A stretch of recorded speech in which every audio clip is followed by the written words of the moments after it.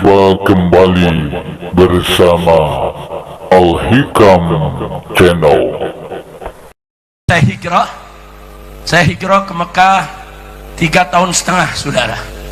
Kenapa Beb hijrah? Tanya aja Jokowi. Panjang udah jawabnya, betul. Dulu saya duber-uber, sekarang dia yang duber-uber. Rasain. Alhamdulillah. Dulu dia gerakin bazar, dimaki-maki saya. Sekarang dia dimaki-maki sama pendukungnya sendiri. Ya. Alhamdulillah. Lu alhamdulillahnya dari hati dong. Bersyukur gak? Dulu hina-hina kiai, bazar dikirim, dibayar, kiai dihina. Sekarang lu dihina, jadi orang paling korup di dunia. Rasain. Alhamdulillah. Mudah-mudahan cepat di penjara sama Prabowo. Amin. Saya udah kirim pesan sama Pak Prabowo jangan pakai dilindung-lindungin lah, udah jeblosin aja ke penjara biar dia busuk di penjara. Amin, amin. Kalau Bapak Presiden Prabowo jebloskan Jokowi ke penjara, setuju gak? Setuju gak? Bukan dia aja, Fufu Fafa juga jeblosin. Amin. Lu amin takut lo. Amin. Nah, tunggu tanggal mainnya. Saya yakin Bapak Presiden Prabowo akan berani. Dia jenderal kok, betul? Betul? Cuman tunggu tanggal mainnya, tunggu. Lu nggak sabar sih. Udah tunggu aja, insya Allah Bapak Presiden Prabowo bisa mimpin Indonesia dengan baik. Amin. Sebelum saya akhiri, barusan saya ditanya sama Kiai Oyok. Beliau bisikin saya, nanya, Habib, cara ngebasminya bagaimana? Liar, ayo. Mau tahu cara basminya? Betul. Tangkep biangnya dulu. Biangnya dulu tangkep, saudara. Biangnya dulu yang paling korup, yang paling banyak korupsinya, tangkep, jeblosin ke penjara. Nanti yang di bawahnya ikut semua kita tangkap. Setuju tidak? Setuju tidak? Dulu zaman Pak Harto, saudara, korupsi ada banyak, tapi korupsinya di kolong meja. Nah, korupsinya di mana? Kolong meja. Masuk zaman reformasi, saudara, korupsinya naik di atas meja. Paham? Paham? Di zaman Jokowi, meja-mejanya dikorupsi. Kacau tidak? Kacau tidak? Nah, ini bukan saya yang ngomong, bukan. Ini lembaga jurnalis internasional, saudara, mengumumkan beberapa hari yang lalu bahwa tokoh paling korup di dunia nomor 2 adalah mantan Presiden Indonesia Jokowi. Kacau tidak? Bukan saya yang ngomong, bukan. Jurnalis internasional, saudara. Malu tidak? Saya tanya, malu tidak? Makanya sekarang kalau Anda ke Jakarta, di Bogor, di Depok, di Bekasi, saudara, di sekeliling Jakarta, jalan-jalan, di tembok-tembok, di dinding-dinding, di puun, di mana saja, ditulis oleh rakyat, adili Jokowi, tangkap Jokowi, adili Jokowi, tangkap Jokowi. Saya berharap tulisan itu ada di seluruh pelosok Indonesia agar KPK bekerja, jebloskan biang koruptor, saudara. Setuju tidak? Setuju tidak? Angkat tangan semua, takbir, takbir, sallu ala nabi. Mudah-mudahan buru-buru masuk penjara. Amin, amin. Pokoknya kalau dia masuk penjara saya kirimin tiker dah. Iya, kalau saya masuk penjara udah biasa. Lu rasain dari penjara. Bu, jamaah masuk penjara enak, makan 3 kali gratis, sarapan, makan siang, makan malam gratis. Kok Habib tahu? Kan gue ngalamin. Ayo, jadi yang lagi susah melarat, makan susah, lu masuk penjara aja 3 kali makan gratis. Tapi jangan, penjara nggak enak. Mudah-mudahan Jokowi cepat masuk penjara. Amin. Pemerintah Pak Jokowi,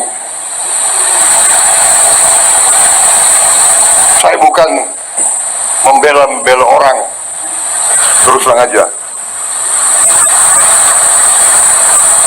apa sekarang saya, apa tuh istilah tentara, ngolor, menjilat, ya kan? Bukan saya bela-bela Pak Jokowi karena person, tidak. Saya mau katakan apa adanya.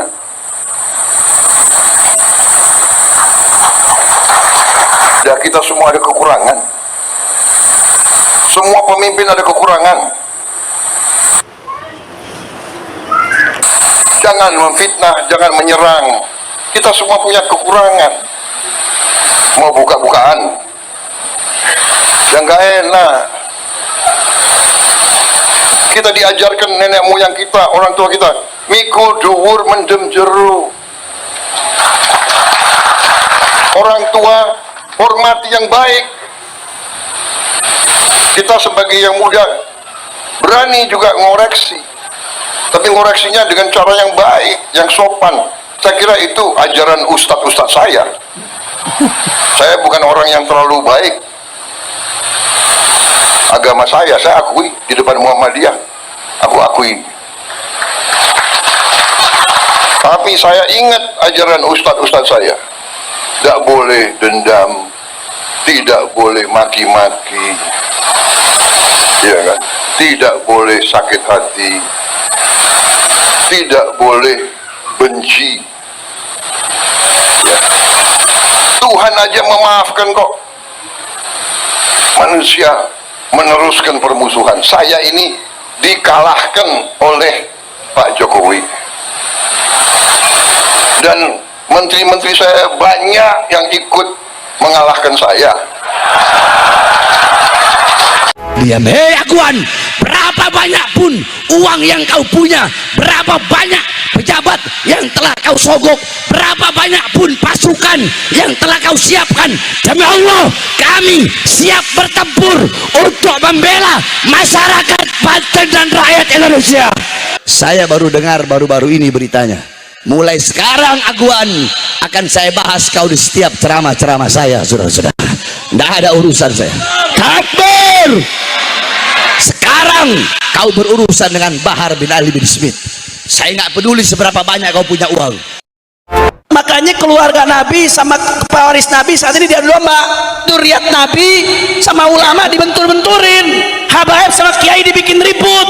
Maka mereka berusaha, begitu habaib kiai ribut, apa yang terjadi saudara? Umat ribut.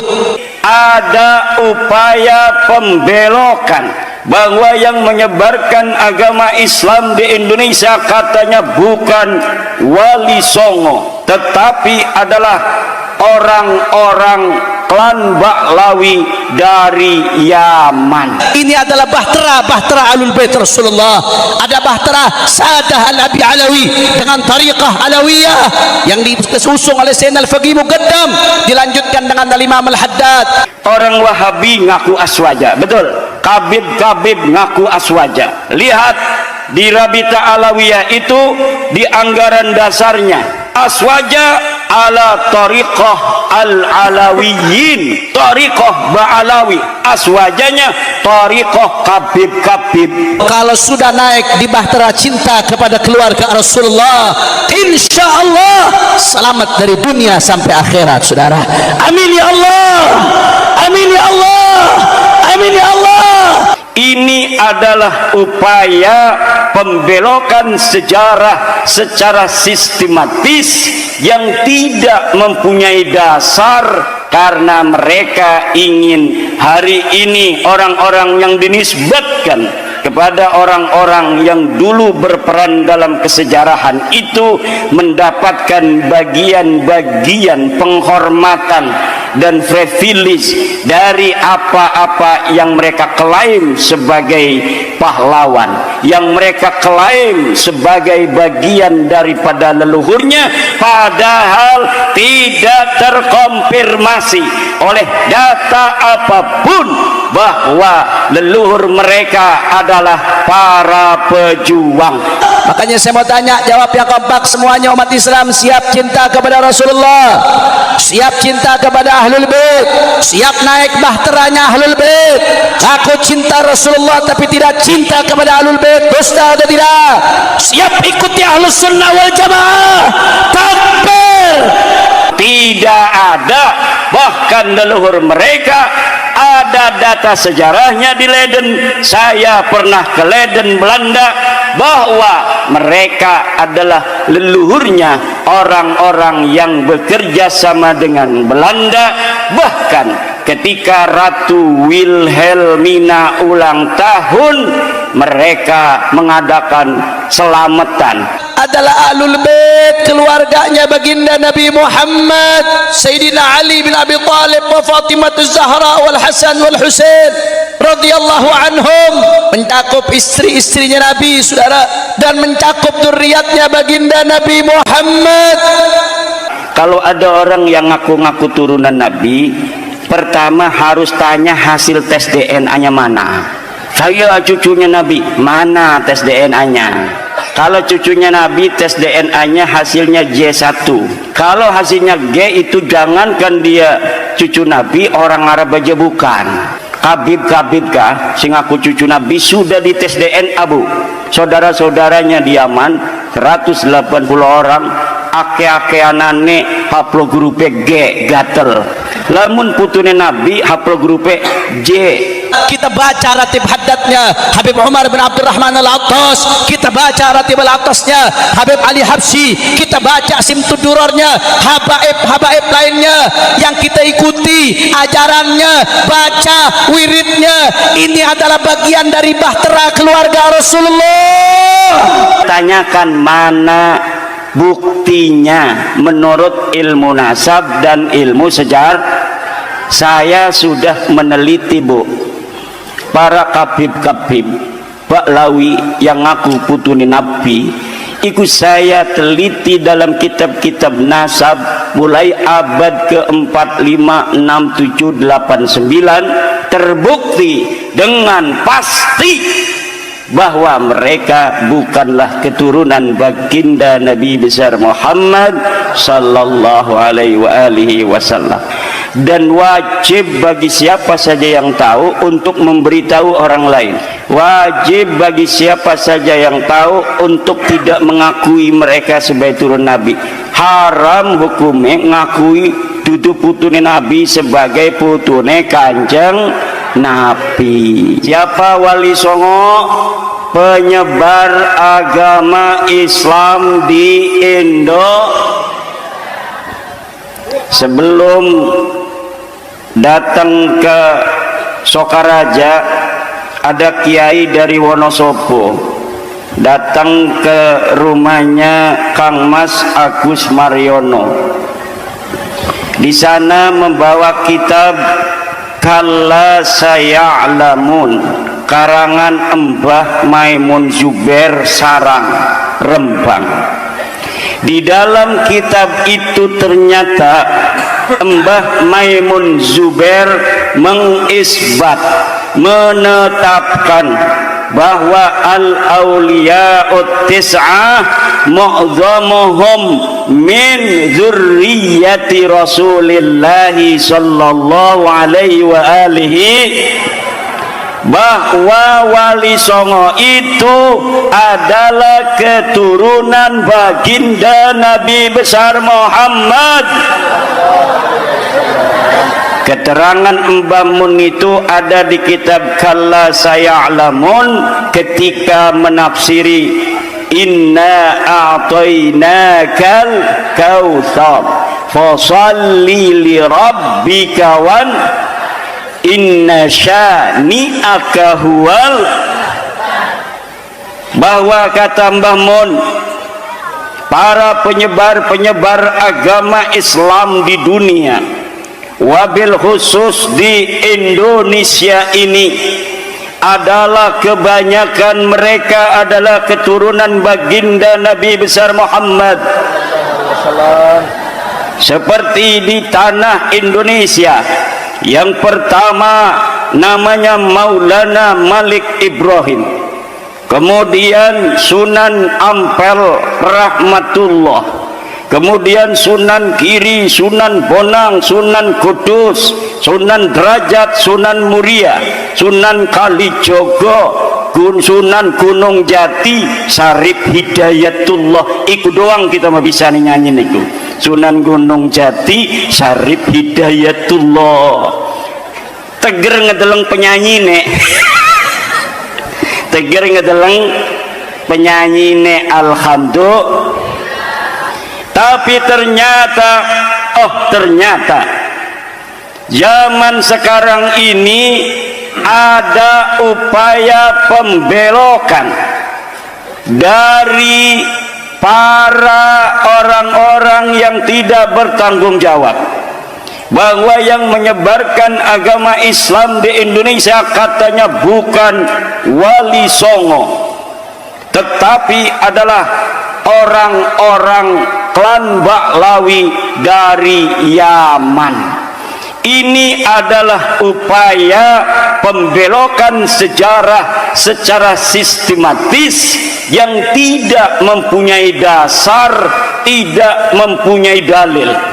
Untuk apa mereka kemudian membelokkan sejarah? Karena mereka ingin hari ini orang-orang yang dinisbatkan kepada orang-orang yang dulu berperan dalam kesejarahan itu mendapatkan bagian-bagian penghormatan dan privilege dari apa-apa yang mereka klaim sebagai pahlawan, yang mereka klaim sebagai bagian daripada leluhurnya, padahal tidak terkonfirmasi oleh data apapun bahwa leluhur mereka adalah para pejuang. Tidak ada, bahkan leluhur mereka ada data sejarahnya di Leiden. Saya pernah ke Leiden, Belanda, bahwa mereka adalah leluhurnya orang-orang yang bekerja sama dengan Belanda.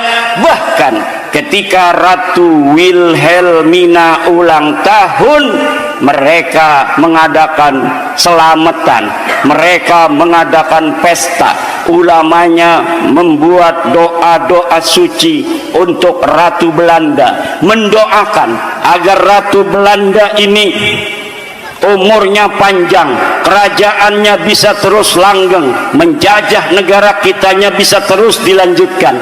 Inilah yang terjadi. Leluhur-leluhur kita, orang-orang Banten sudah mulai mengusir Cornelis de Houtman pada abad ke-16. 1500-an Belanda datang ke Banten, kemudian ngomongnya mau dagang, tetapi memonopoli orang-orang asli di Banten, tidak diberikan akses untuk berdagang. Sultan Maulana Hasanuddin murka, kemudian diusir oleh Sultan Maulana Hasanuddin pedagang-pedagang dari Belanda. Kemudian pada zaman Sultan Abul Mafahir Mahmud Abdul Qadir, Sultan keempat Banten, Belanda kemudian semakin kuat karena dia diusir di Banten pada abad ke-16. Maka pada abad ke-17 Belanda membuat sebuah benteng di Batavia, sebagai tujuan utamanya adalah mengamankan bisnisnya. Tapi lama-kelamaan mereka merekrut pasukan-pasukan pribumi untuk dijadikan prajuritnya. Akhirnya disuruh perang sama Kesultanan Banten. Terjadi peperangan yang sangat besar pada tahun 1643. Terjadi perang lagi 1654, terjadi perang lagi 1670. Melawan penjajah hanya bisa dilakukan oleh orang-orang yang sadar bahwa dirinya sedang dijajah. Melawan penjajah hanya bisa dilakukan oleh orang-orang yang sadar kalau dirinya sedang coba dulu. Kalaulah bangsa Indonesia yang banyak itu, yang Belanda itu orang-orang Eropa, jumlah seluruhnya tidak akan lebih daripada 5.000 orang. Belanda yang ada di Indonesia dengan seluruh tentaranya yang tersebar di seluruh Nusantara tidak lebih dari 5.000 orang. Sementara lelaki-lelaki Nusantara jumlahnya jutaan pada tahun 1600-an, jutaan pada tahun 1700-an. Tapi kenapa Belanda yang hanya jumlahnya 5.000 orang itu tidak bisa diusir dari negeri kita selama 350 tahun, saudara? Karena kebanyakan yang dagang, dia merasa masih bisa dagang, tidak merasa terjajah. Dirinya yang jadi petani, dia bisa bertani walaupun ada Belanda yang jadi pemimpin, dia tidak merasa dijajah. Orang yang bisnis, orang yang jadi antek-antek company, mereka merasa nyaman dengan penjajahan-penjajahan yang dilakukan oleh company. Akhirnya hanya jiwa-jiwa kesatria yang dimiliki oleh aqallul jumhur, minoritas orang yang ada pada saat itu, kemudian memobilisasi pasukan, bisa untuk mengumpulkan ratusan, kemudian mengadakan pemberontakan. Siapa yang dihadapi? Yang dihadapi bukan orang-orang bule, tapi yang dihadapi adalah pekerja-pekerja pabrik Belanda yang ketika ada perang dengan bangsa Indonesia, pekerja pabrik Belanda ini yang disuruh perang dengan bangsa Indo. Wong Belanda nih malah kasing mati, wong Belanda nih lah kasing. Inilah bentuk penjajahan dan adu domba yang dilakukan oleh Belanda selama 350. Belanda sudah pergi, Belanda siki wis lunga, Belanda wis lunga. Jangan macam-macam kalian dengan bangsa dan rakyat Indonesia. Jangan kalian pikir kaum nelayan adalah orang-orang bodoh, petani adalah orang-orang bodoh. Kalian dengan uang kalian, dengan anjing-anjing yang kalian kasih makan, terus kalian bisa seenak-enaknya kepada rakyat. Tidak, selama mata Bahar bin Smith masih terbuka untuk melihat ketidakadilan dan kezaliman kepada rakyat, maka selama itu akan saya lawan sampai titik darah penghabisan, saudara-saudara. Allahu Akbar, Allahu Akbar, Allahu Akbar. Oleh karenanya pemerintah wajib usut tuntas kasus pagar laut. Siapa yang menanam tuh pagar di situ, betul? Siapa yang nanamnya? Siapa yang ngirimnya? Siapa pemodalnya? Siapa pemiliknya? Perusahaan mana? Harus begitu. Tapi alhamdulillah saya lihat pemerintah sekarang langsung beraksi cepat, saudara-saudara. Betul? Bagus enggak? Bagus enggak? Ya kalau ada bagus kita bilang bagusnya, betul? Betul? Bagaimana kemarin saya lihat pidatonya Prabowo, dia omelin tentara sama polisi itu. Ya, lihat nggak? Apa katanya itu? Pokoknya kalian ini harus melayani masyarakat, harus beda. Itu bagus itu. Itu jiwa pemimpin itu, betul? Betul? Kalau pemimpin seperti itu, dukung nggak? Dukung nggak? Nyawa kasih nggak? Jiwa kasih nggak? Kita bakal kasih nyawa jiwa kita, ayo sama-sama. Asalkan seperti itu, betul?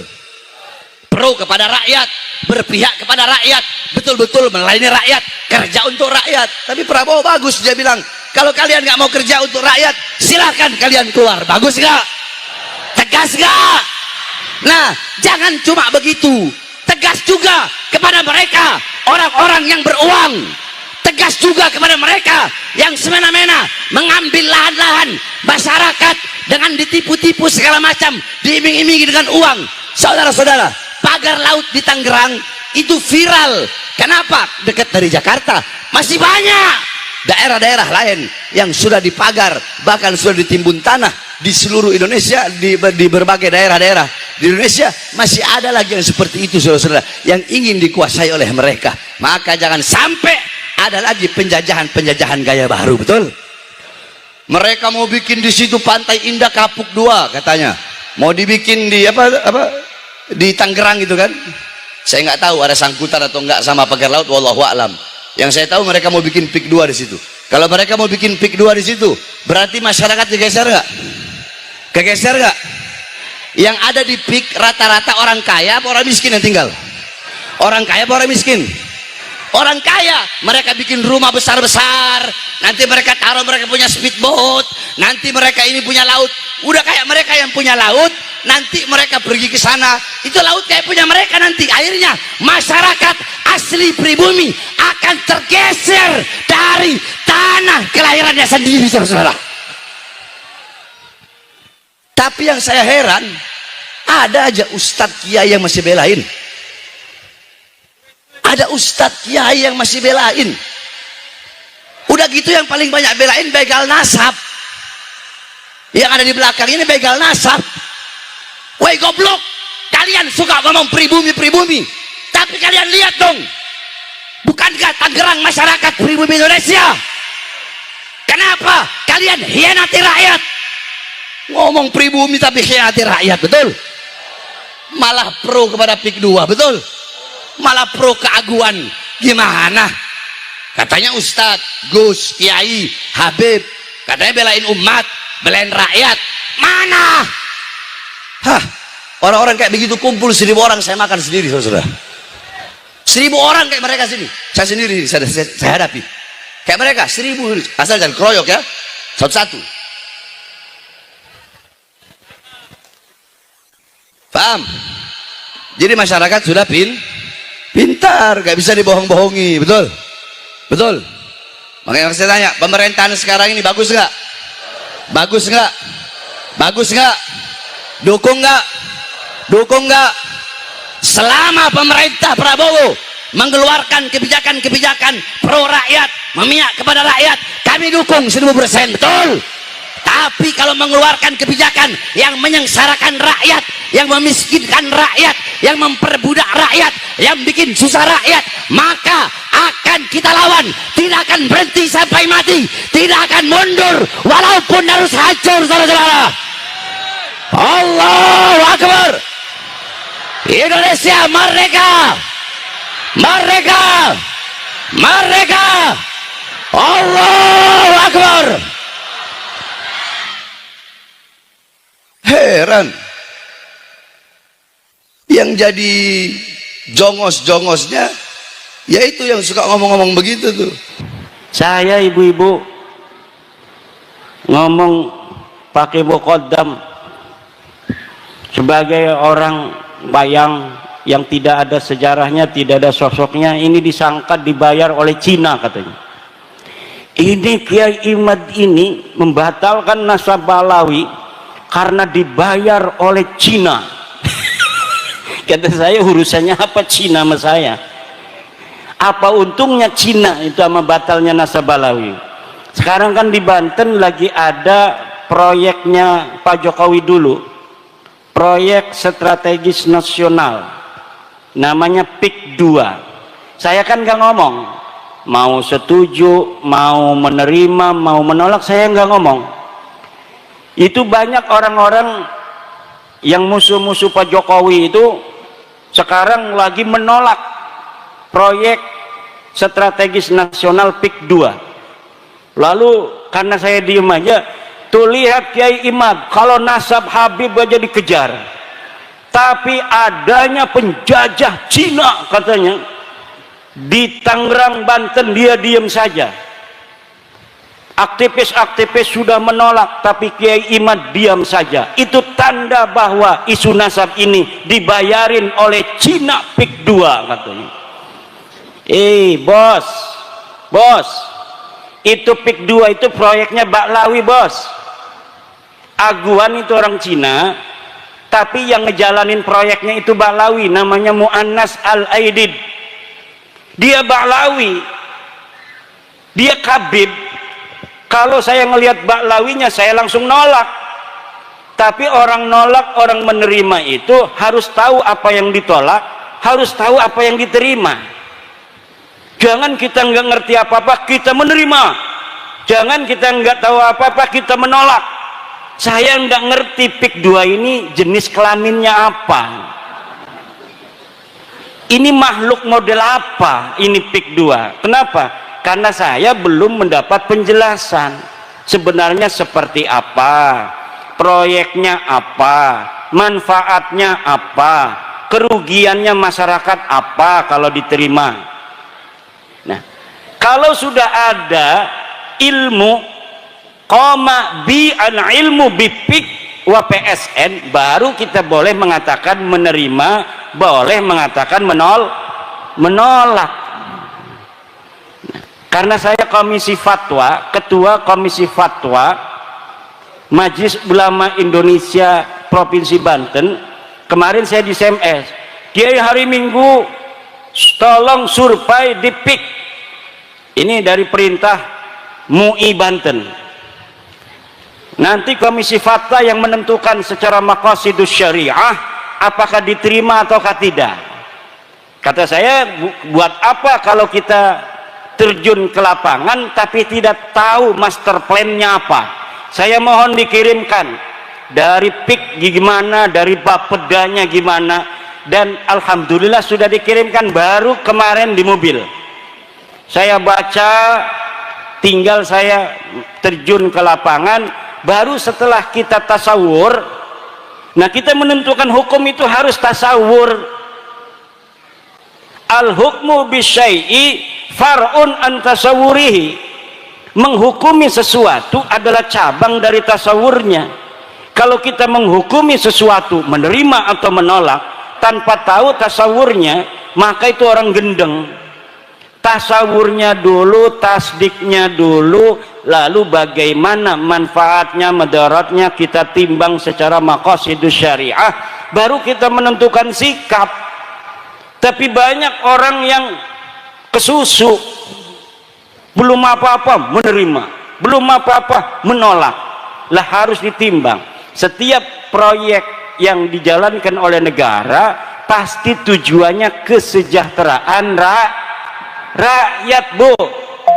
Kalaupun ada di bawah itu hal-hal yang tidak sesuai dengan aturan, itu teknis lapangan, harus diselesaikan secara lapangan. Nah, kalau misalnya harus menunggu secara konvensional, itu Banten Utara yang sekarang mau dibangun itu kalau ngandalin Pemda kabupaten itu mungkin 100 tahun lagi baru bisa dibangun.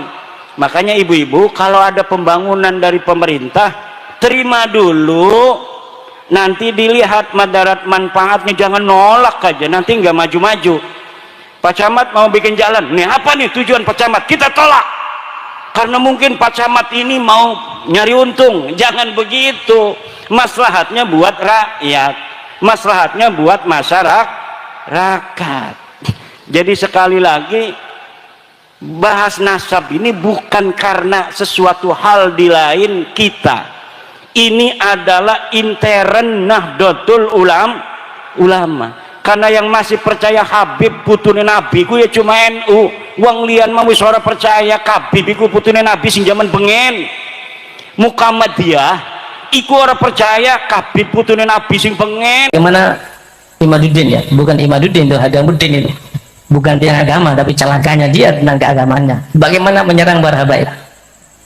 Ya, habaib itu seperti matahari yang tidak bisa diingkari.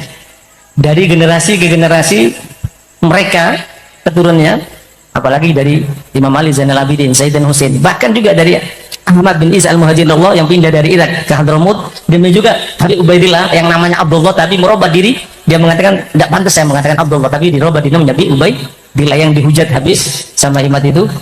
Waliyadzubillah, itu adalah upaya setan dan dajjal untuk menjauhkan kita daripada habaib. Kalau kita sudah jauh daripada habaib, jari dari para aulia habis kita. Dan beliau mengatakan generasi kita juga dirusak. Mereka merancang untuk merusak generasi kita. Agar apa? Agar kita berpecah belah.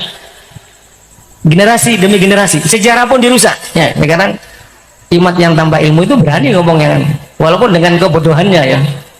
Dulu Imad itu pernah menyampaikan hadis yang mengatakan barang siapa yang tidak percaya habaib antara 3 perkara. Saya tidak akan bacakan hadisnya.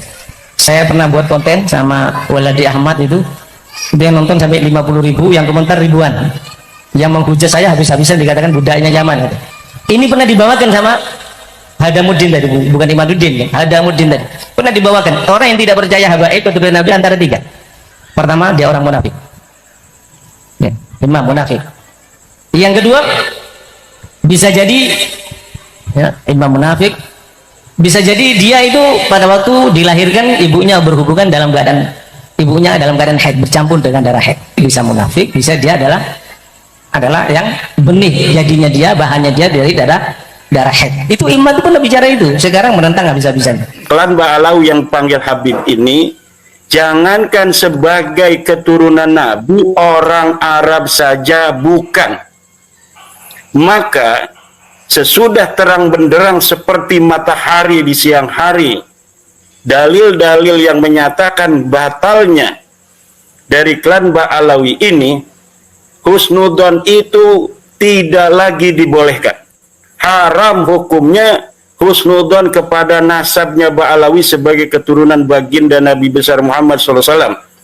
Jangan main-main, ini keturunan Rasulullah, bermain-main dengan nasabnya baginda Nabi, menyakiti Nabi Muhammad SAW dengan memasukkan orang-orang yang bukan keturunan sebagai keturunannya, bahkan membelanya bahkan dengan kedustaan dan kebohongan. Na'udzubillah summa na'udzubillah min dalik. Dan batalnya nasab Ba'alawi ini tidak lagi membutuhkan fatwa sebenarnya dari orang-orang di Yaman, di Madinah, di Mesir, dimanapun, juga di Indonesia. Tidak perlu fatwa sebenarnya. Kenapa? Karena batalnya Ba'alawi ini dibatalkan oleh dirinya sendiri. Batalnya Ba'alawi dibatalkan oleh darahnya, yang darahnya telah diteliti, darahnya telah diperiksa, bahwa darahnya bukan darahnya Nabi. Jadi bukan Imaduddin Utsman yang membatalkan Ba'alawi sebagai keturunan Nabi. Bukan Mufti Yaman yang membatalkan Ba'alawi ini sebagai keturunan Nabi. Bukan Dr. Yasin Al-Kalidari yang membatalkan Ba'alawi, Habib-Habib ini sebagai keturunan Nabi. Bukan Dr. Sugeng Sugiarto. Bukan Dr. Ali Kain. Tetapi yang membatalkan Ba'alawi sebagai keturunan Nabi besar Muhammad adalah darahnya sendiri yang sudah diperiksa bahwa darah Ba'alawi ini bukan darahnya baginda Nabi. Na'udzubillah summa na'udzubillah min dalik. Orang-orang yang menyambungkan darah bukan darahnya Nabi kepada Nabi. Neraka ini. Urusannya ini urusan neraka, Mas Rumin. Manin tasaba ila ghairi abihi wa huwa ya'lamu annahu ghairu abih wal jannatu alaihi haram. Orang yang menisbatkan dirinya kepada bukan ayahnya, dia bukan turun Nabi, ngomong saya turunan Nabi. Wa huwa ya'lamu annahu ghairu abi, sedangkan dia mengetahui bahwa dirinya bukan anaknya dari ayah yang diakuinya itu, wal jannatu alaihi haram, maka surga baginya haram. Ba'alawi ini sudah tahu. 180 orang mereka sudah tes DNA, sudah tahu bahwa darahnya bukan darah Nabi. Wa huwa ya'lamu annahu ghairu abi. Kemudian orang-orang ini yang masih mendukungnya, mendukung mereka mengaku nasab yang bukan nasabnya itu.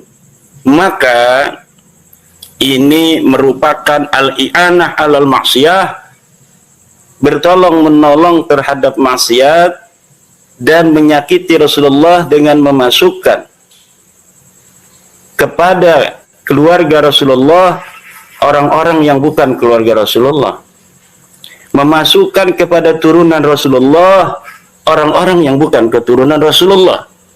Seperti haramnya orang menafikan keturunan Rasul sebagai keturunan Rasul tanpa ada dalil, begitu pula haram memasukkan orang yang bukan keturunan baginda Nabi besar Muhammad SAW sebagai keturunan Nabi. Nah, kemudian mengenai yang sedang dibicarakan oleh Kang Mas Yusuf Mat, pertanyaan tentang Mufti Yaman. Tadi Mas Romel sudah memberikan kaidah, in kunta naqilan fasihah wa in kunta mudda'iyan fadalil. Kalaulah menukil yang sahih, nukilnya harus benar. Kalau ngomong misalnya ada di dalam kitab tafsir Jalalain, ketika dilihat ada, itu namanya menukil dengan benar. Syekh Zainuddin Al-Malibari mengatakan dalam Fathul Mu'in, itu namanya menukil di tukang mas. Lalu kalau misalnya kita lihat di kitab Fathul Mu'in, apa yang kita ucapkan kita tukil itu ada, itu namanya as-sihah, menukilnya sahih. Adapun tentang apakah yang disebutkan oleh Fathul Mu'in itu sahih atau tidak, itu urusan ijtihad. Nanti urusannya di akhirat, benar atau tidak. Demikian. Saya menukil dalam beberapa kesempatan bahwa Mufti Yaman, para penguasa Hausi di Yaman, membatalkan 21 marga. Mufti Yaman, Syekh Syarafuddin Samsuddin, membatalkan 21 marga yang mengaku turun Nabi. Itu pernyataan. Katanya ada di internet. Apakah pernyataan saya itu benar ataukah tidak, itu bisa diverifikasi. Itu bisa diuji. Apakah yang saya katakan itu benar atau tidak? Pertama, qadiyahnya kita taswir satu-satu. Bahwa Syekh Syarafuddin Samsuddin Mufti Yaman, itu kan qadiyah pertama. Apakah ucapan saya ini benar ataukah tidak? Ini bisa diverifikasi. Di internet ada, di berita-berita Yaman, betulkah seorang yang bernama Syarafuddin Samsuddin ini Mufti Yaman? Setelah dicari pasti nanti hasilnya betul bahwa Syekh Syarafuddin Samsuddin adalah Mufti Yaman. Ada di internet. Itu berarti nukilnya saya sahih. Satu. Qadiyah yang kedua, membatalkan 21 marga yang mengaku sebagai turunan Nabi di internet. Kita lihat di internet apakah pernyataan saya itu betul ataukah tidak, bahwa Al-Hausi, Mufti Yamannya, itu membatalkan 21 marga yang mengaku turun Nabi di Yaman. Ternyata dilihat di masadir net ada bahwa orang-orang Hausi melalui Mufti Yamannya itu membatalkan nasab 21 marga, termasuk Ba'alawi di sana. Kemudian dalam Sahafat net ada, dalam Sautul Waton beritanya ada. Berarti nukilan dan narasi saya, proposisi saya itu tidak berdusta. Karena saya menukil bahwa Mufti Yaman, Syekh Syarafuddin Samsuddin, menyatakan atau membatalkan 21 marga di internet, semuanya ada di internet.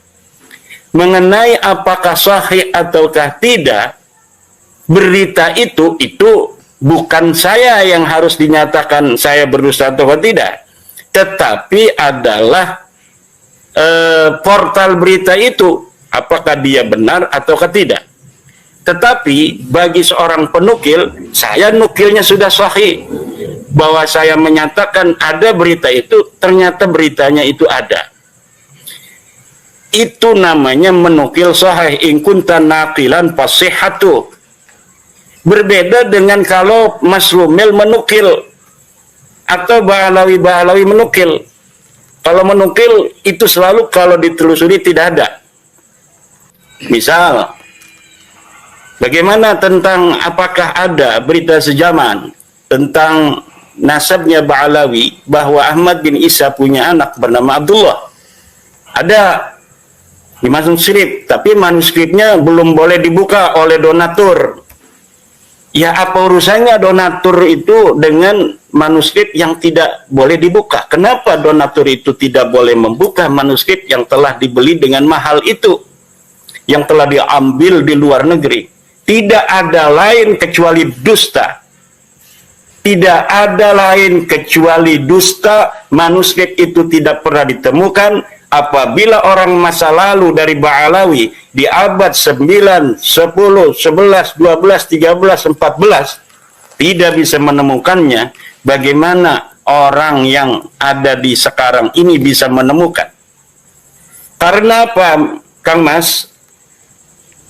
100 tahun yang lalu perburuan manuskrip Ba'alawi dilakukan sampai masanya Alwi bin Thahir, masanya apa namanya itu Syekh Abdurrahman Al-Masyhur, tapi tidak ada.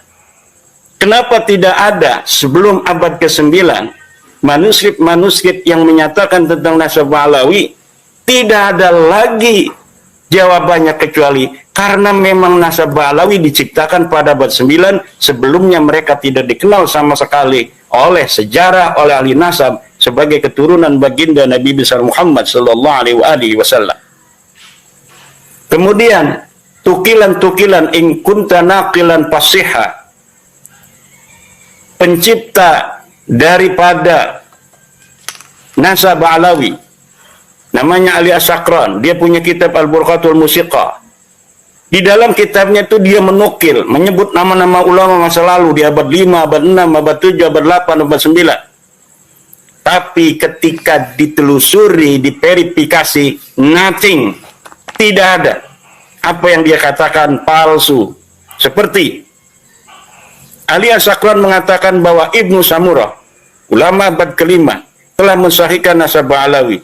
Saya punya kitabnya. Kita cari dari mulai halaman pertama sampai halaman terakhir.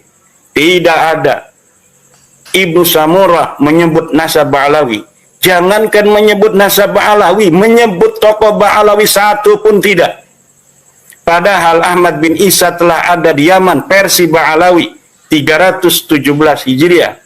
Seharusnya abad ke-5 itu, kalau memang dia seorang ulama, kalau memang dia seorang imam, sudah ada dong beritanya, direportase oleh ulama. Tetapi tidak. Kenapa Ubaid dan Alwi serta anaknya yang bernama Muhammad, yang katanya dia muhaddis, kata Salim bin Jindan.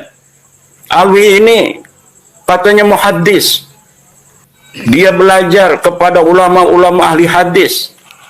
Abdullah juga katanya muhaddis, perawi hadis. Tapi kenapa tabaqat ulama Yaman, tabaqat fuqaha al-Yaman, sebuah kitab karya Ibnu Samurah yang di dalamnya mencatat nama-nama para ulama yang ada pada masa itu abad ke-5, tidak mencatat satu pun keluarga Ba'alawi. Tidak itu Ahmad bin Isa, tidak itu adalah Ubaidillah, tidak itu Alwi, tidak itu Muhammad yang sudah ada pada abad ke-5. Kenapa tidak dicatat? Apakah dia bukan ulama? Bukan hanya bukan ulama, Kang Mas. Karena Abdullah, Muhammad, Alwi tidak ada di Madinah, tidak ada di Yaman. Saya ulangi lagi. Karena Abdullah, Alwi, Muhammad tidak ada di Yaman. Dan mungkin juga tidak ada di dunia ini. Tidak pernah dilahirkan. Dari mulai anaknya Abdullah yang namanya Alwi, kemudian Alwi punya anak Muhammad katanya. Karena nama-nama ini saya telusuri adalah nama-nama pelengkap untuk kesahihan nasab mereka saja. Jadi nama-nama itu disebutkan sebagai syarat administrasi kelengkapan nasab Ba'alawi yang tidak bisa nyambung sampai abad ke-4 Hijriah pada kehidupan Ahmad bin Isa. Maka oleh karena ini namanya terlalu, gejlognya ini terlalu panjang, tidak masuk logika kalau namanya hanya sampai Faqih Muqaddam saja, maka diperlukan nama-nama pelengkap agar nasab ini tampaklah logis. Bila ada orang yang berani menyangkal saya dengan narasi ini, silahkan bawa data dan bukti dokumen yang menyebutkan bahwa seorang Abdullah pernah ada di dunia ini. Silakan bawa dokumen seorang yang namanya Ubaidillah pernah ada di dunia ini. Anaknya yang namanya Alwi pernah ada di dunia ini. Taruh, bawa ke rumah saya. Mana kitabnya? Kalau bukan kitab sejaman, bukti sejaman katanya. Mungkin dia pernah punya jam tangan, mungkin dia punya arloji, mungkin dia pernah punya kacamata, ada namanya Ubaidillah, atau ada namanya Alwi. Silakan bawa. Tidak akan pernah ditemukan. Kenapa tidak akan pernah ditemukan? Karena dia tidak pernah ada di dunia ini. Karena dia tidak pernah ada di dunia ini. Maka oleh karena itu, sekali lagi, kepada saudara-saudara saya, umat Islam, warga NU terutama, jangan lagi mengakui Ba'alawi sebagai keturunan Nabi Muhammad SAW.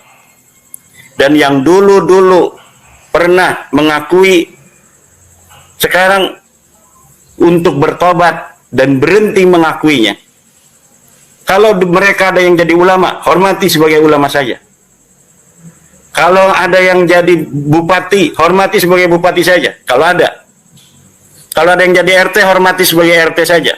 Tapi jangan sekali-kali hormati mereka sebagai keturunan Nabi, karena mereka bukanlah keturunan Nabi besar Muhammad SAW. Haram hukumnya orang yang menyebut bukan keturunan Nabi sebagai keturunan Nabi. Ini hukum. Jangan main-main dengan masalah turun Nabi besar Muhammad SAW. Kita umat Islam wajib mengikuti Nabi besar Muhammad SAW. Kita wajib mencintai ahli baitnya Nabi, Sayyidatuna Fatimah Zahra, Sayyiduna Ali, Hasan, Husain, dan seluruh istri-istri Nabi. Dan sekedarnya menghormati keturunan mereka, ahli baitnya Nabi hari ini. Sedikit saja lebih dari umat Islam yang lainnya. Dan perlu diketahui bahwa ahli baitnya Nabi di masa lalu itu kemudian menurunkan keturunan yang ada di hari ini, bukan hanya terbatas dari keturunan Sayyidina Hasan dan Sayyidina Husain, tapi juga keturunan daripada keluarga Bani Hashim dan Bani Muttalib.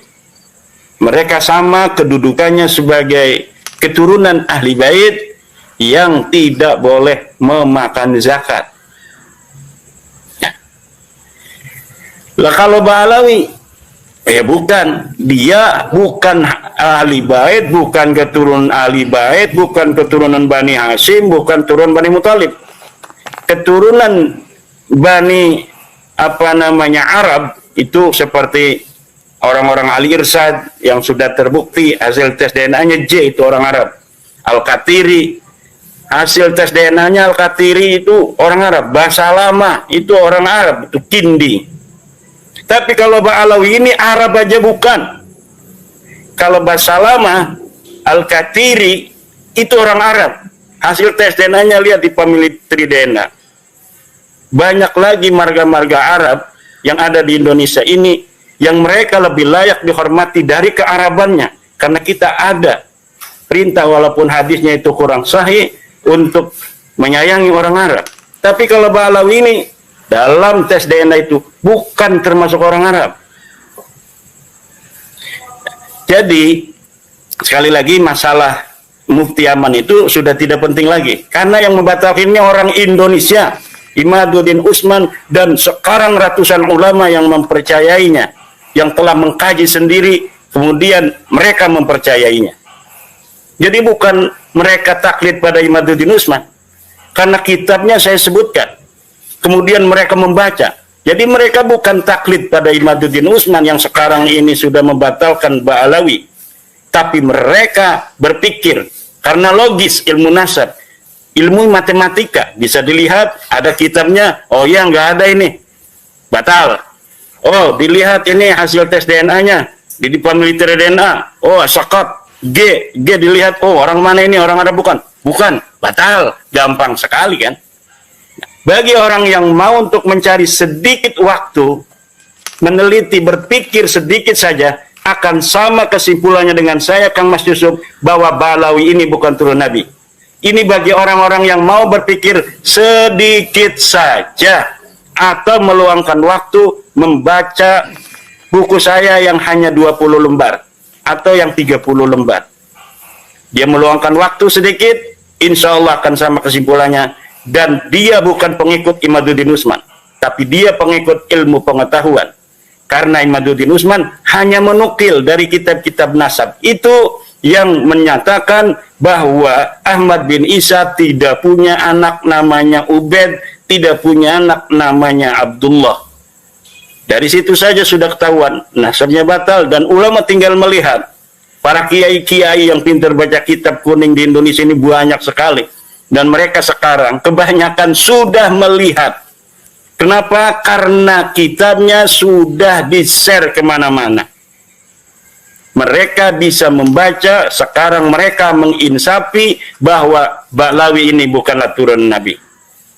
Dan tidak lagi memerlukan mufti dari Yaman atau mufti dari Afrika dan sebagainya. Ini ulama-ulama Indonesia yang menyatakan Ba'alawi bukan keturunan baginda Nabi besar Muhammad SAW, dan hukumnya haram siapapun untuk mengetahui, untuk meyakini, siapapun haram untuk meyakini Ba'alawi ini sebagai keturunan dari baginda Nabi besar Muhammad sallallahu alaihi wasallam. Apakah benar Habib perkataan-perkataan mereka yang mengatakan Abdullah bin Ahmad Muhajir itu tidak ada? Ini semua karangan-karangan Dajjal Imaduddin dan pengikut-pengikutnya. Tolong perhatikan. Siap mau dengar? Siap mau dengar? Siap mau dengar? Perhatikan, ini kitab abad keempat. Setelah kita baca nanti, kita akan kasih sok terapi tegangan tinggi terhadap Imad dan pengikut-pengikutnya Imad. Kita akan beri sok terapi nantinya. Al-Haddad dari Alawiyin, Al-Hamid dari Alawiyin, Al-Attas dari Alawiyin, Al-Jufri dari Alawiyin, Bahashim dari Alawiyin. Banyak para hampir mayoritas wali-wali di Indonesia ini, di dunia ini 60-70% Alawiyun. Ini yang dinafikan, ini yang diingkari. Geli adab, biadab itu kelompok-kelompok Imad itu. Saya berjanji nanti saya akan kasih sok terapi tegangan tinggi terhadap mereka. Jangan macam-macam. Anda telah membangunin harimau yang tidur. Kami akan buat goncang nanti dunia ini gara-gara sampean. Kita ini tidak gila hormat. Tapi pada saat dia mengatakan Alawi Jahannam, Alawiyin Jahannam, tunggu. Suatu saat kalian akan bertemu dengan saya nanti. Saya akan kasih sok terapi tegangan tinggi terhadap kalian nanti.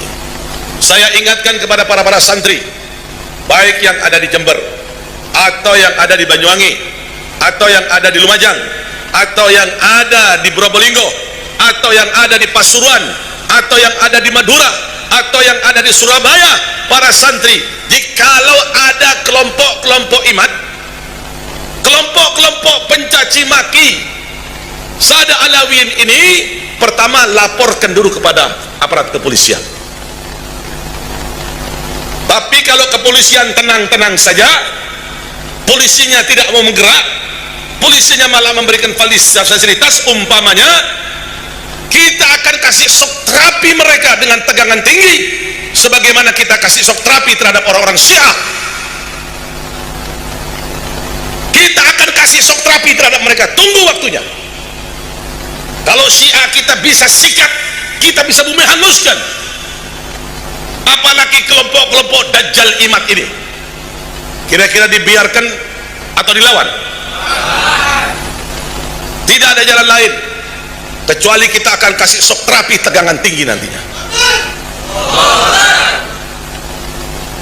Kalau Syiah saja di Madura, di Puger, di Bondowoso, di Bangil, di Surabaya, di Madura, kita bisa kasih shock terapi dengan tegangan tinggi. Pasukan-pasukan mereka kita rontokkan, apalagi pasukan-pasukan Dajjal Imad ini kita akan berikan shock terapi dengan tegangan tinggi. Kalau tidak gitu, tidak akan pernah selesai ini. Lihat nanti, sabar nonton. Jangan bisa dibiarkan ini kelompok-kelompok Dajjal ini tidak bisa dibiarkan. Betul tidak? Betul tidak? Tunggu waktunya. Pasti kami akan beri shock terapi tegangan tinggi, bukan dengan tegangan rendah, tegangan tinggi. Karena suatu hal mensahihkan nasab Alawi saya tidak terima, kecuali sayanya musyahadah dalil dianya. Ciki mah dalilnya bohong-bohongan kabeh. Mau ana sing marah-marah wong tanggul kan, katanya Imad Dajjal ini ada kitabnya, kitab abad keempat, sudah sahih di sini disebutkan bahwa Ubaid anaknya Ahmad. Ini kitab namanya Abnaul Imam. Wah, ini kitab Abnaul Imam sudah saya bahas hampir 2 tahun yang lalu ketika pertama kali saya mengeluarkan tesis saya. Seorang kiai dari Pelamunan, Banten datang ke rumah saya, manggilnya Abah sama saya, kiai dari Pelamunan, sekarang ketua PCNU Kabupaten Serang sekarang, namanya Gus Robi.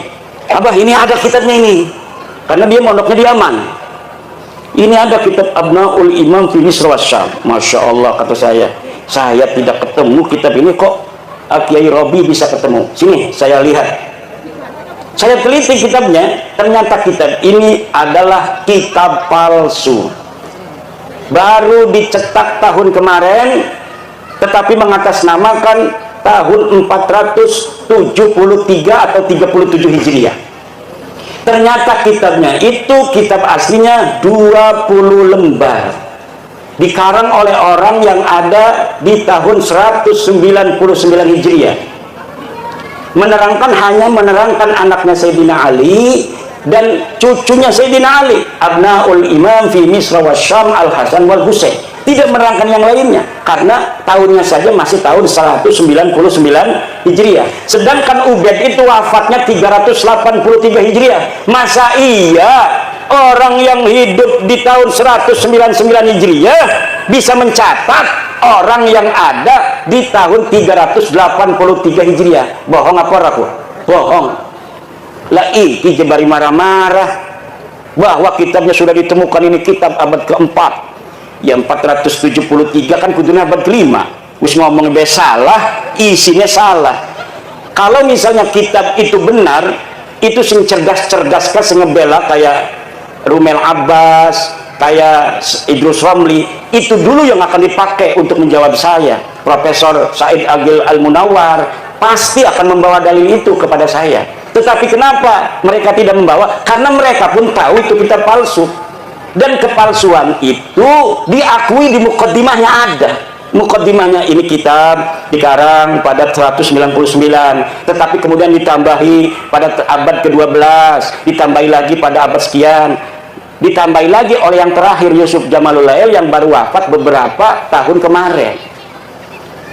Nah itu kitab Murtadha Az-Zabidi yang katanya adalah menetapkan dan mengisbat Ba'alwi, itu kitabnya juga palsu. Kitab palsunya dari mana sih? Kiai tahu aja kalau palsu-palsu. Karena percetakan itu biasa dicetak itu menggunakan jasa peneliti. Misalnya nih ada manuskrip ditemukan di Rumbia, manuskrip ini atas nama Pangeran Diponegoro, panggil dari UI, filolog suruh nyetak. Tetapi peneliti tidak akan bohong, dia akan cerita manuskrip ini memang dikatakan tulisan Pangeran Diponegoro, tetapi dilihat dari kertasnya tidak memungkinkan dia berada pada masa Diponegoro. Kertasnya ini dicetak atau diproduksi pada tahun 1950, sedang Diponegoro tahun 1825. Dari jenis tulisan yang ditulis pun tidak mencerminkan tulisan yang dipakai pada tahun 1825. Ini adalah tulisan abad ke-20. Itu tahu. Dan dia ngomong bahwa menulisnya ketika di Lampung. Pangeran Diponegoro katanya menulis kitab ini di Lampung. Sedangkan tidak ada pernah berita diketahui Pangeran Diponegoro pernah ke Lampung. Itu sebenarnya Pangeran Diponegoro siapa? Tapi karena misalnya Provinsi Lampung ini apa namanya ketua PCNU-nya ingin dicetak aja sesuai dengan tulisannya itu karya Pangeran Diponegoro. Begitu yang terjadi dengan kitab Ar-Raudul Jali karangan Syekh Murtadha Az-Zabidi. Coba beli kitab Ar-Raudul Jali karangan Syekh Murtadha Az-Zabidi, cetakan Yaman Darul Fatah. Itu dari mukaddimahnya sudah jelas bahwa manuskrip ini tidak ditemukan sebelum keluar, dicatat, disalin oleh Hasan Muhammad Qasim. Ini orang abad 50 tahun yang lalu, dia baru meninggal 50 tahun yang lalu. Katanya dia menyalin dari tulisan seorang yang bernama Abdul Mu'ti Al-Wafai yang berada di Khazanah Al-Wafaiyah Mesir. Tetapi sekarang manuskrip yang ada di Wafaiyah Mesirnya sudah hilang. Mereka bisa nyatet, barangkali catat bisa hilang niku. Kenapa begitu? Itu bukti bahwa sebenarnya manuskrip itu tidak ada sama sekali. Karena beberapa klaim mereka punya manuskrip di dalam sebuah kitab yang namanya Uqudul Almas karya Ali bin Thahir, setelah saya konfirmasi di kitabnya bohong. Misal bahwa Imam Ahmad bin Isa berhijrah dari Basrah ke Yaman, disebutkan oleh Imam Al-Ubaidili di dalam kitabnya. Saya buka kitabnya Imam Al-Ubaidili, tidak ada keterangan itu. Kemudian bahwa Ahmad bin Isa bergelarnya tidak pernah ada Al-Abah dan An-Nafat. Gelarnya menurut dia hanya Al-Muhajir. Ternyata tidak seperti itu. Kitab yang dia sebutkan tidak menyebutkan An-Nafat. Saya lihat ya yang bergelarnya An-Nafat, tukang minyak. Yang satu lagi bergelarnya Al-Abah.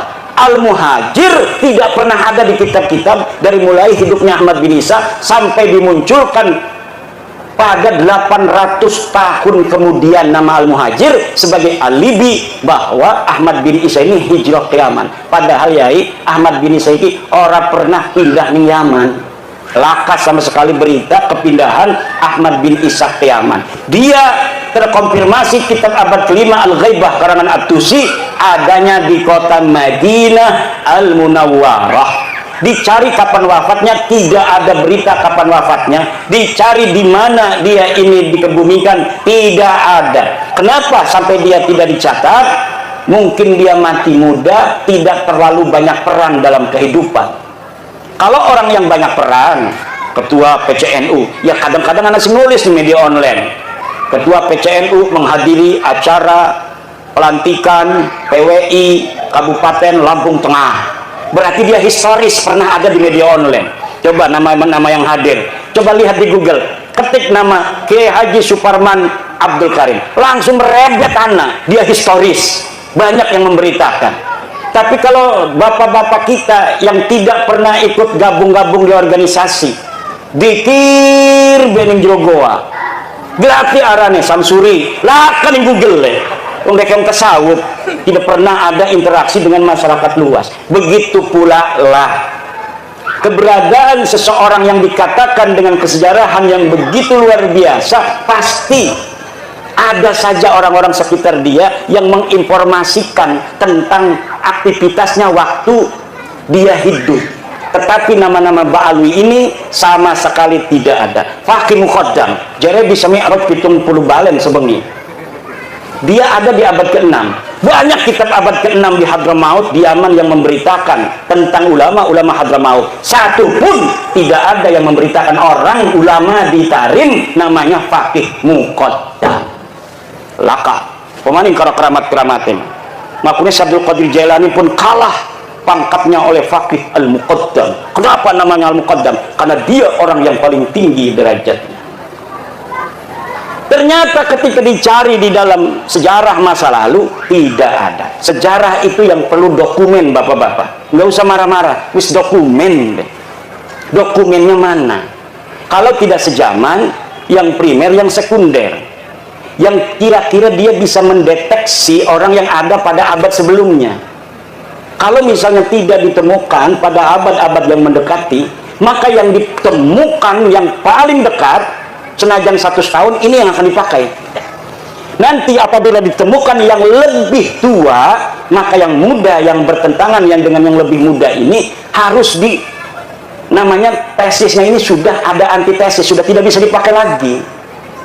Bengen surah istifadah Habibi Kabeh bin Syihab bin Smith bin Yahya As-Sagrab turunan Nabi, tapi siki antesis abad tua 4, 5, 6, 7, 8, 9 bahwa deket duduk putune Kanjeng Nabi ya kudu nerima tes DNA ini melenceng turunan Nabi kudune J1 deket mah tes DNA ini hasilnya G haplogrupik. Turunan Nabi Muhammad, turunan Nabi Ibrahim J1 haplogrupnya. Mereka 180 orang yang sudah tes DNA kebanyakan G.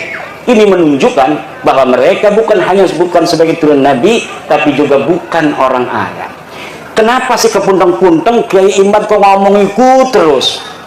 Karena penting buat warga NU yang percaya kepada penghormatan kepada keluarga Nabi hanya warga NU. Lamun putu Nabi asli mah dimai duit gemembut dibalikakan maning. Putu Nabi asli kependak putu Nabi asli misalkan bapak-bapak kok. Bapak menghormati dekenya lebih menghormati anaknya. Itu ciri-ciri keturunan Nabi asli. Kalau kita menghormati dia, lebih menghormati kita. Kalau kita ngasih duit, dia lebih ngasih duit kepada kita. Karena nggak mau kalah keturunan Nabi pada kebaikan. Kalau orang tawadu, maka kita akan kalau kita tawadu, dia akan lebih tawadu. Itu ciri keturunan Nabi asli. Lebih baik dia yang menanggung derita daripada rakyat yang menanggung derita. Itu ciri keturunan Nabi asli. Bukan yang mengorbankan orang lain untuk kepentingan dia. Bukan. Ciri Nabi asli itu keturunannya adalah keturunan Nabi asli. Dia rela menderita. Yang penting umat Islam ini bahagia. Bukan sebaliknya, nyuruh orang-orang berantem demi kepentingan dia, sementara dianya aman-aman saja. Nyuruh orang-orang Indonesia berantem, dianya enak-enakan tidur. Orang-orang yang bodoh dari orang-orang yang bisa dipengaruhinya suruh gulat sama orang-orang yang menentang kepentingan dia. Ini adalah yadullu ala annahum laisu min dzurriyyati Rasulillah Muhammad sallallahu alaihi wasallam bil marrah. Sama sekali bukan. Dari cara wajahnya ngomong marah hal tarawna fi wajhihi nuran nubuwah lah idza ra'ainahum ma ra'aina fi wujuhihim nuran nubuwah minar rahmah la nanduru ila wujuhihim rahmah walakin nanduru ila wujuhihim at-takabbura wat-tafakhura wat-ta'aliya 'ala al-akharin. Na'udzubillah summa na'udzubillah min dzalik. Maka Laksamana Tezimaida rumahnya jadi tempat untuk pembacaan teks proklamasi. Lah jare sapa? Iku omahe wong Jepang. Lho kok ono sing jare omahe Habib sapa? Ora. Dongge yang menentukan 17 Agustus Bung Karno dan teman-temannya. Ora kok yo sapa, mbok sapa meneh. Lu kadang sakniki kula kudu ngomong nek wis terkait dengan sejarah bangsa. La taqulu lima yukalu fi sabilillahi amwat bal ahyaun isih urip. Mulane sebab wong-wong ning kuburan niku pejuang-pejuang iki isih urip, aja mbok genti makame. Aja mbok salini makame pokoke kotak aja ngawur ae sampean niku. Mula anteke londo ya diundang ndoro, wedhu ae. Sane londone diundang ndoro, mula wong sing melu londo ya diundang Ndoro. Dadi nek saiki ana sing ngundangi Ndoro iku biyen iku Ndoro niku ya melu londo. Ojo kaget sampean, aku ngomong apa anane. Semua punya kita. Jadi ketika berbicara bangsa, kini duwe kabeh. Arep model apa? Makanya begitu 17 Agustus itu merdeka, garek gathuk noto ya gegeran sih gegeran. Tapi yang terbesar adalah apa? Melawan Belanda. Iku abot.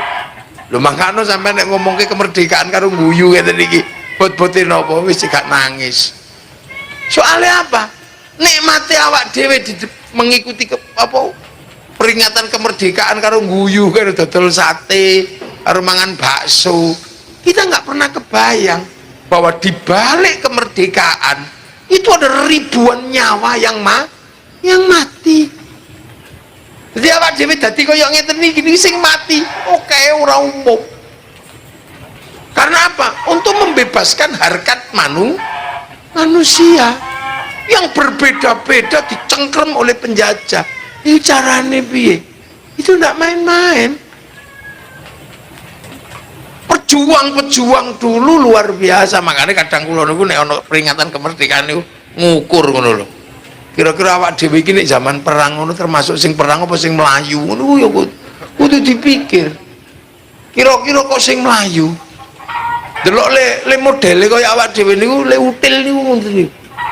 Lho sakniki kita bisa melihat Jenderal Sudirman itu untuk melawan Belanda, perangi paru-parune siji. Lunga perang rasane kaya apa wong paru-paru siji. Wong paru-paru bolong sithik lorone ra umum iku mung garek sijine wis garing. Budal perang. Lho itu wong biyen panglima perang kita paru-parunya satu. Lha saiki awak dhewe ya Allah BPJS rong medhun ribut teh. Dadi ra kelas awak dhewe niku makane isin. Melihat pahlawan-pahlawan. Mulane kula niku mesti bentahun niku ziarah teng makam pahlawan. Nilai Bung Karno, nilai Jenderal Sudirman, parane, Mbah matur nuwun Mbah. Untung aku lahir bar kemerdekaan. Terus Gusti Allah yang ngerti sing model kaya awak dhewe dilairno bar merdeka. Soalnya dilairno sadurunge merdeka, termasuk sing Melayu. Dik. Lha nggih. Loh, kemerdekaan itu meminta apa? Meminta darah. Meminta nyawa. Begitu dari NKRI jaluk lemah, minta tanah loh. Tanahnya sopo? Raja-raja Nusantara. Begitu Bung Karno atas nama bangsa, makanya atas nama bangsa bukan atas nama negara. Karena pertemuan antar bangsa membentuk negara. Jadi negara itu cuma sistem untuk mewadahi bangsa. Akhirnya sing melu apa? Ya bangsa Jogja, negara Jogja. Ya wes bong aku melu dari ngarso dalem kaping songo. Tapi begitu aku ikut NKRI, resikonya apa? Tanah sing teko Bagelen Purworejo sampai Ponorogo menjadi wilayah NKRI. Lho labol-labete raja mbiyen iki tanah sakmono jembare. Dadi raja melu NKRI itu dikira gak modal tanah. Raja Solo, Raja Aceh, Raja Palembang, raja-raja di Sulawesi, raja-raja di Kalimantan, Lombok, itu duit kekno kabeh ning NKRI. Lho itu demi awak dhewe, sehingga awak dhewe kemana-mana wis ra perlu nganggo paspor di dalam negeri. Soalnya nopo? Daerah-daerah itu diberikan para raja. Lah terus awak dhewe saiki ngukur, astagfirullah. Tanah kegusur sak meter lho lapor Mahkamah Agung. Jadi ora kelas awak dhewe iku kira-kira kok zaman perang ternyata mati ono. Bung Karno itu sekolah di Belanda, pintere ora umum. Iku nek melu londo uripe beres. Wis melu londo ngono beres, tapi kenapa memilih berjuang bersama rakyat untuk kemerdekaan? Resikonya di penjara di mana? Lah nek wong saiki kira-kira pemilih ya mending nyambut gawe, wong gak oleh gawean nyokok-nyokok titik ya gak apa-apa. Artinya kelas kita ya ora kelas pejuang waktu itu. Makanya Allah ngerti mental-mental sing ciri-ciri ngene iki ya wis dilairno bar kemerdekaan, sing ono barang sithik dintit. Wis lahir wis bar merdeka wis timbangane bubar sing model ngene iki bar merdeka lambe tok ae ngono niku. Karena ketika kita mengukur seperti itu, kita bisa membayangkan betapa kita punya konsep-konsep bersatu, konsep-konsep bersama yang luar biasa sampai terbentuknya negara bangsa. Dan itu semuanya dipersiapkan oleh bangsa. Sampai kini kan rasa sadar, kita tidak pernah kerasa. Kok iso maune rojo-rojo gitu, rojo-rojo, tuan-tuan besar nyeluk ngundang londo Wendoro, mula anteke londo ya diundang Doro, berdua.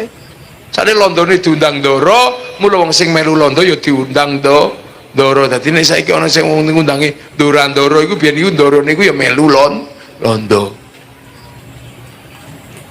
Ojo kaget sampean, aku ngomong apa anane. Ndoro, nggih Ndoro, berarti tinggalane londo. Loh, kenapa kita iso koyo ngeten iki? Bisa duduk bersama koyo ngeten iki. Ini perjuangan besar. Terutama perjuangan sing raja gelem medun awor kawula. Kok iso?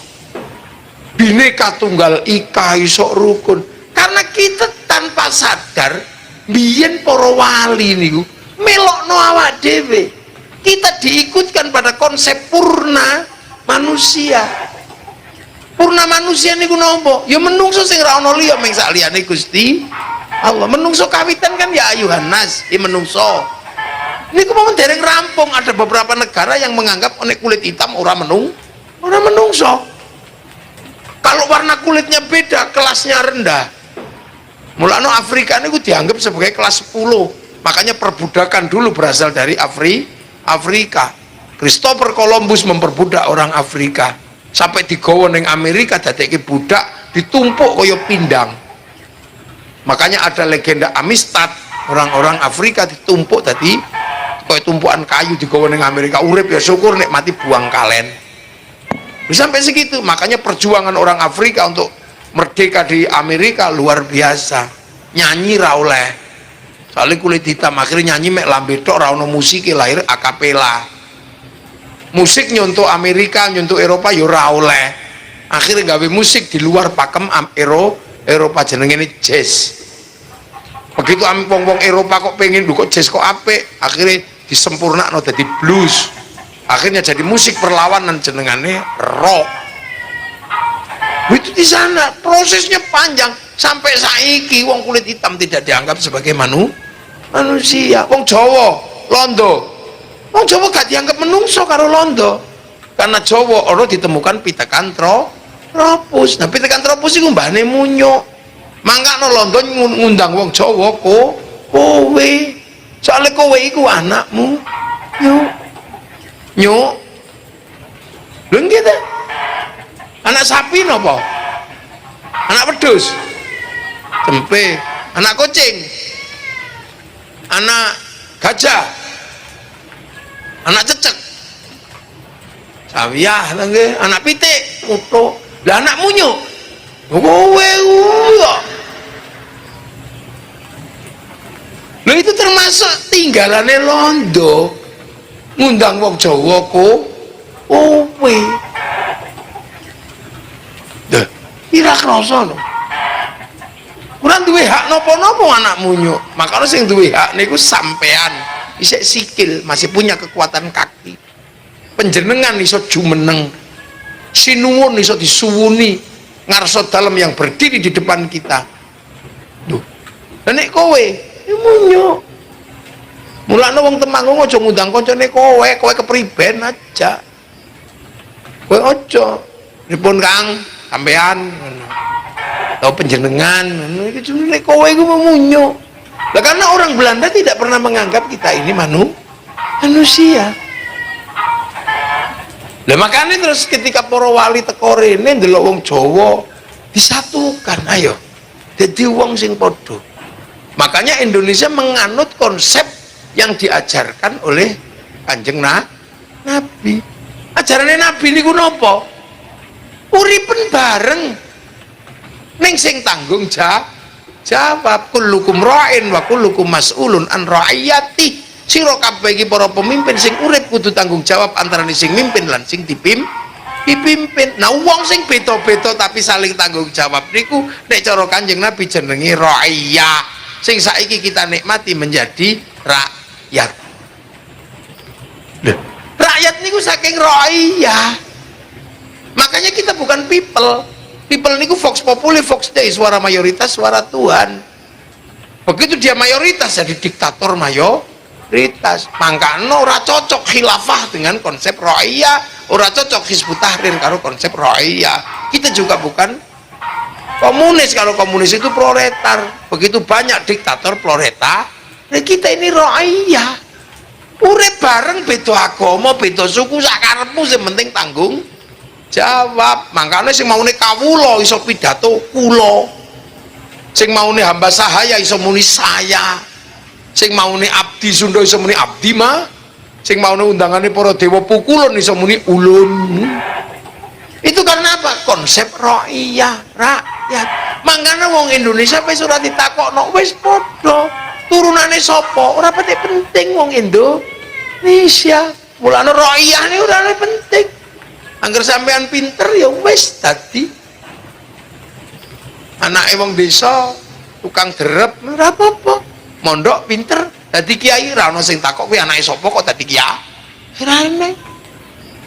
Sampean mbok anake sapa kok iso ndek dhuwit titik dadi lurah. Ora ono sing takok. Kok dadi lurah? Lah wong dhek ndek dhuwit karo bolone akeh. Wah iku mesti nyogok. Ayo sing kalah mesti muni ngono. Konsep ro'iyah itu sudah tidak pernah mempersoalkan apapun. Tadi polisi mendaftar agar sesuai ketentuan tadi. Mana ada yang mempertanyakan kamu anak isopo? Ora enek. Saya turunan ini, wis ora payu nek konsep ro'iyah wis lewat ngoten niku. Nah, ada yang belum selesai. Tentang menungso ya urung rampung, tentang lanang wedok ya urung rampung wajalna apa? Mindakarin wa unsa urung rampung lho beberapa negara.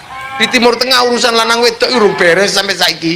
Wong wedok ora entuk sekolah, ora entuk ngopo-ngopo, pendidikan ndak boleh. Apa ora oleh gelemburi, meng diroban rabeni tinggal lunga ngono to. Ning kene pun beres. Wong wedok iso sekolah, iso mondok, iso dadi bupati, gak ono sing takok. Karena apa? Konsep ro'iyah menjamin perbedaan, yang penting saling tanggung jawab. Dan awak dhewe melok jenenge rakyat. Satu-satunya negara muslim dunia yang sanggup mengambil kalimat ro'iyah untuk menyebut warga bangsanya hanya muslim Indonesia.